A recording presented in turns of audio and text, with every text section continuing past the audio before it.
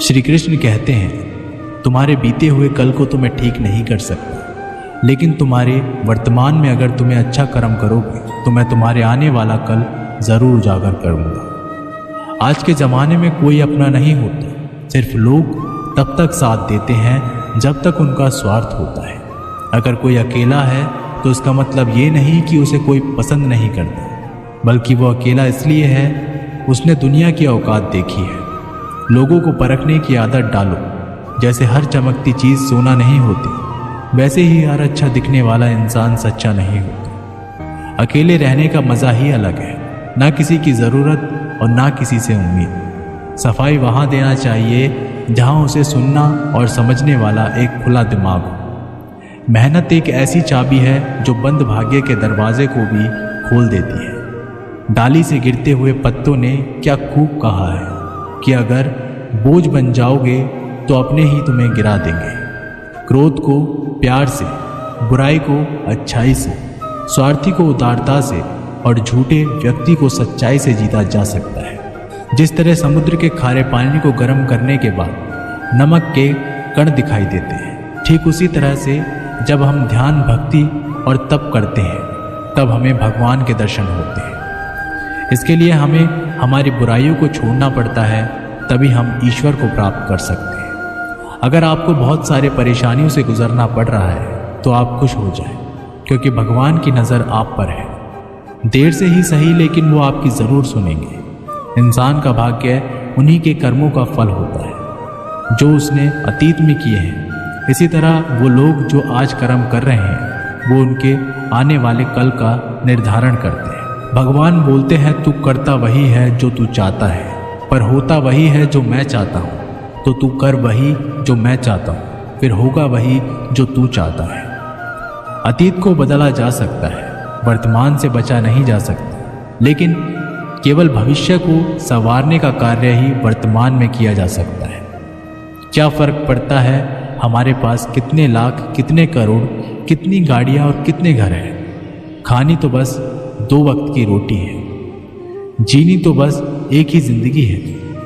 फ़र्क सिर्फ इस बात से पड़ता है कि हमने कितने पल खुशी से बिताए, कितनों की खुशी की वजह हम बन पाए। सुख दुख एक सिक्के के 2 पहलू हैं। जहाँ सुख होगा वहाँ दुख भी होगा, और जहाँ दुख होगा वहाँ सुख भी होगा।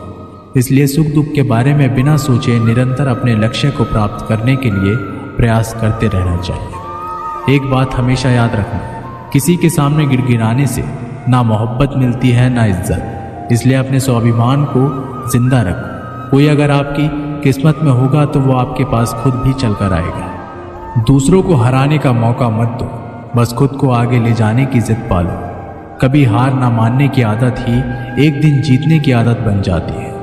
एक बार एक व्यक्ति नदी के पुल से ही कहीं जा रहा था, तभी अचानक उसके पीछे कई बंदर पड़ जाते हैं और उस आदमी को परेशान करने लगते हैं।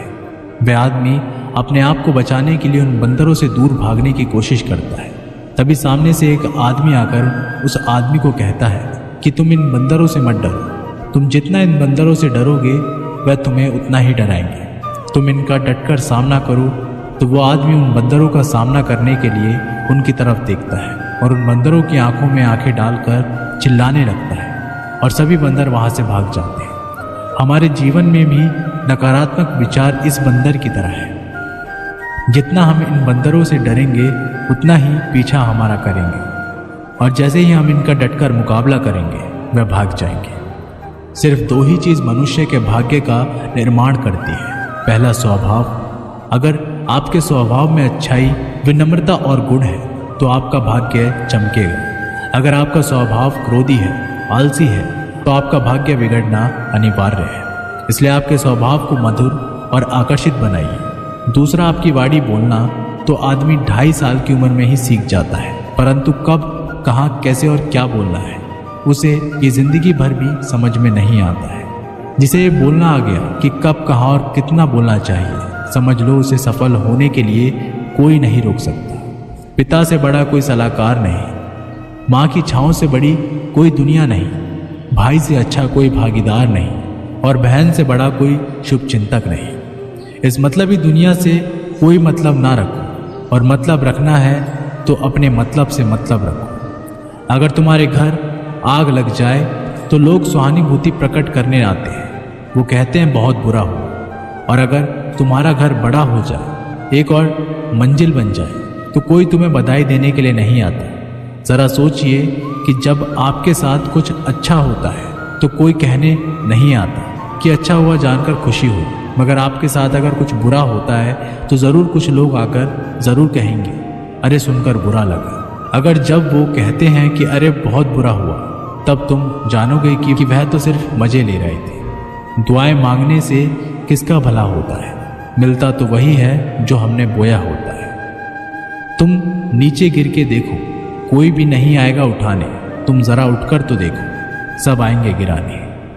एक बात हमेशा याद रखना, अगर शराब की दुकान पर बैठकर दूध पियोगे तो तुम्हें शराबी का ही दर्जा मिलेगा, और किसी मंदिर में बैठकर शराब भी पियोगे तो तुम्हें एक संत का दर्जा दिया जाएगा। इसलिए आप किसके साथ उठते बैठते हो, ये बहुत मायने रखता है। जब एक इंसान का भगवान पे शक नहीं हक हो जाता है तो मत पूछो फिर कैसा कैसा चमत्कार हो जाता है। जो अब तक नहीं हुआ वही हो जाता है। बन के रोशनी वो सारा अंधेरा दूर हो जाता है। जो भीड़ में चलते हैं वो भीड़ में कहीं खो जाते हैं। जो अकेले चलते हैं इतिहास वही बनाते हैं। इतिहास गवाह है, अकेले चलने वाले के पीछे ही भीड़ खड़ी होती है।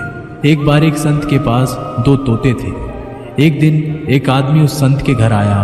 दोनों तोते अलग अलग पिंजरे में बंद थे। जैसे ही उस आदमी ने उस संत के घर में प्रवेश किया तो एक तोते ने बोला, राम राम, आपका स्वागत है, आइए बैठिए। उसको देखकर बहुत खुशी हुई। ये सुनकर उस आदमी को बहुत अच्छा लगा। अरे वाह, ये तो कितना मीठा बोल रहा है। फिर उस आदमी ने दूसरे तोते की तरफ देखा। उस तोते ने उस आदमी को इतनी गालियाँ बकी कि उसको मारो, पीटो, लूटो।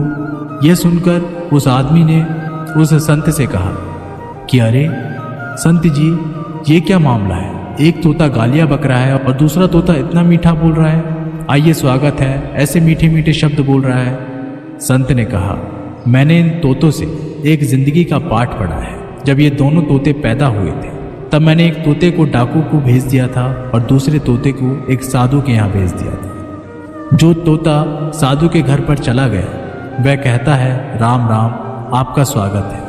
और जो तोता डाकू के घर पर पला बड़ा वह कहता है मारो, पीटो, काटो, लूटो। तोता एक ही है परंतु अलग अलग पर्यावरण में पले हैं। इसलिए ये बहुत ही महत्वपूर्ण है कि जीवन में हम किसके साथ उठते बैठते हैं हमारे जीवन पर बहुत प्रभाव डालता है। अपने आप पर विश्वास करो, तुम्हारे अंदर कुछ ऐसा है जो हर बाधा से बड़ा है। बदल जाओ वक्त के साथ, या फिर वक्त को बदलना सीखो। मजबूरियों को मत कोसो, हर हाल में चलना सीखो। दिखावे से तो केवल लोगों को खुशियां दी जा सकती हैं, भगवान तो केवल नियत देखते हैं। हम आशा करते हैं कि दोस्तों आप लोगों को ये वीडियो पसंद आई होगी। मिलते एक नई वीडियो के साथ, तब तक के लिए अपना ख्याल रखिएगा। जय श्री